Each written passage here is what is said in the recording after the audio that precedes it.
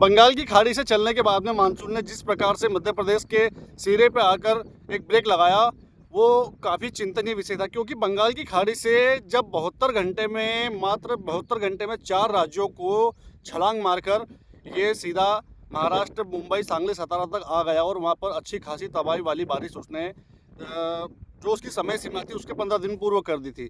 मध्य प्रदेश में 16 जून को मानसून आया, किंतु उसकी एंट्री जैसा चाहिए था उस प्रकार नहीं हुई। क्यों? क्योंकि साथियों, मैंने आपको पहले भी बताया है कि अकेला मानसून ही बारिश करने या ना करने के लिए जिम्मेदार नहीं होता है।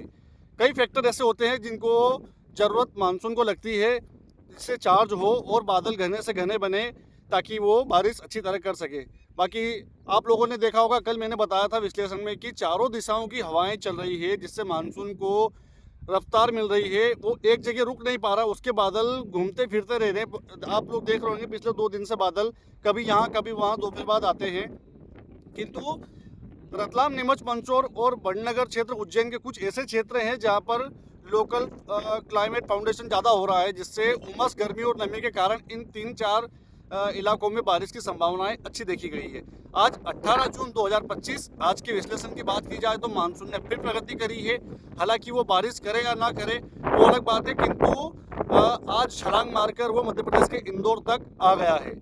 आपने देखा होगा कि सुबह का समय घनघोर तरीके से बादल आए हैं, जो पूरे दिन आज धूप देखने को नहीं मिली है सुबह से। अभी समय हो रहा है लगभग 10, साढ़े 10, 11 बजे का, 25 जून का, सॉरी 18 जून का। तो साथियों, आप लोगों को बता दूं कि आज की जो बारिश होने वाली है, अरब सागर में एक सर्कुलेशन बना हुआ है जो कि राजस्थान और मध्य प्रदेश की जो नीमच क्षेत्र है उसके ऊपर आया हुआ है, जिसके प्रभाव से वो थोड़ी सी उमस भी उसको प्राप्त होगी। दोपहर बाद में और थोड़ा शक्तिशाली होगा। नीमच, मंदसौर और राजस्थान के भीलवाड़ा क्षेत्र, यहाँ तक कि रतलाम, और अगर बात की जाए तो कुछ कुछ उज्जैन के पेचेस और शाजापुर के, ये ऐसे क्षेत्र होंगे जहाँ पर दोपहर बाद में अच्छी बारिश की संभावनाएं देखी जाएगी, वो भी खंड स्वरूप। फिर मैं आपको बता दूं, एक तरफ से बारिश हो इसकी जिम्मेदारी मैं नहीं लेता हूं, क्योंकि मैंने पिछली पोस्ट में बोला था कि धमाकेदार एंट्री होगी मानसून की, तो किसानों ने सूखे में सोयाबीन की बुआई कर दी। ये थोड़ा सा उन लोगों को सोचना चाहिए, क्योंकि मानसून की एंट्री होने के बाद ही सोयाबीन की बुआई होती है, ना कि सूखे में। पीछे सीडल के पीछे धुला उड़ रहा है और आप लोग आप बता रहे हो कि दरबार, आपने बोला था धमाकेदार मानसून की एंट्री हो रही है, तो हमने सूखे में बोल दिया। थोड़ी सी आपको सोचने की जरूरत है इस चीज़ की। मानसून आए उसके बाद ही बुआई करें। चलिए आगे की विश्लेषण की बात करें। आज 18 जून के विश्लेषण की बात की जाए तो जो 3 जिले मैंने बताए आपको, रतलाम, नीमच, मंदसौर क्षेत्र और उज्जैन के कुछ क्षेत्र, ये दोपहर बाद में बारिश देखेंगे। किंतु हवाओं के चलते सर्कुलेशन बन रहा है, ट्रफ रेखा बनी हुई है, जिसके प्रभाव से इंदौर, साथ में देवास, धार, उज्जैन, शाजापुर और विदिशा और भोपाल, और नीचे की बात करें तो अलीराजपुर, झाबुआ और कुछ कुछ क्षेत्र खंडवा के, ये ऐसे क्षेत्र रहने वाले हैं। और साथ में झाबुआ के पास का राजगढ़, ये जो 4, 5, 6, 7 जिले हैं, इनमें कहीं ना कहीं ये जो पट्टी है पश्चिम की, इसमें बारिश का दौर दोपहर बाद देखा जाएगा, जिसमें कहीं कम तो कहीं ज़्यादा बारिश होने की संभावना है। किंतु बारिश फिर आज होगी, वो भी टुकड़े में होने वाली है। इस प्रकार जैसे आप सोच रहे हैं कि एक तरफ से बारिश हो जाएगी, नदी नाले निकल जाएंगे, ये संभव नहीं है। नदी नाले हो सकता है निकले, बट नीमच, मंदसौर, रतलाम के क्षेत्रों में।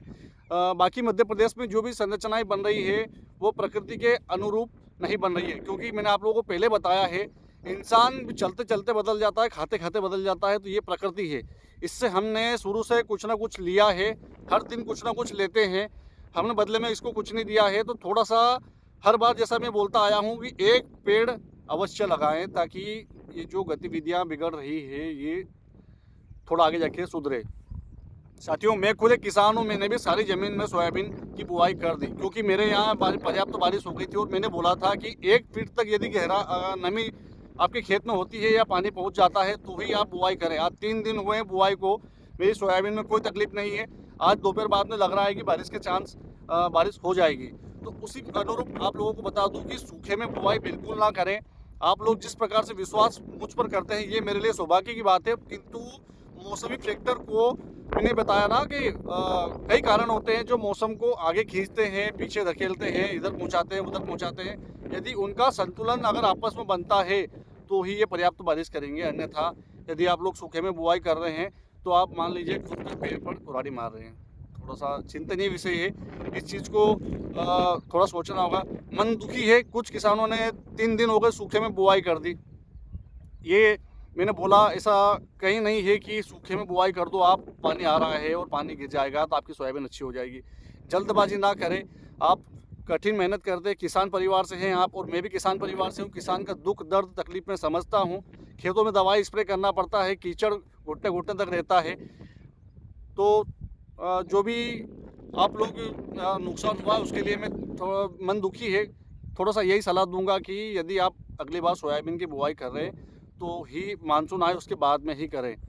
और जो कुछ अभी वर्तमान में नए नए मौसम विशेषज्ञ बने हैं मध्य प्रदेश में, काफ़ी मात्रा में आए हैं, उन लोगों को बता दूं कि कुछ बोल रहे हैं 18 जून को आज मानसून की एंट्री होगी। तो आप लोगों को बता दूं भाइयों, थोड़ी सी शिक्षा की ज़रूरत आप लोगों को है। आप लोग आसमान में सैटेलाइट के ऊपर जाकर कोई रिसर्च नहीं कर रहे हैं कि मानसून कहाँ तक आया है। आप भी इंडियन मेट्रोलॉजिकल डिपार्टमेंट की कई वेबसाइट से, कई यूट्यूब से या कई गूगल से सहारा लेते। तो मुझे XYZ मुझे को लेना देना नहीं है, पर थोड़ा सा शिक्षा की ज़रूरत आप लोगों को है।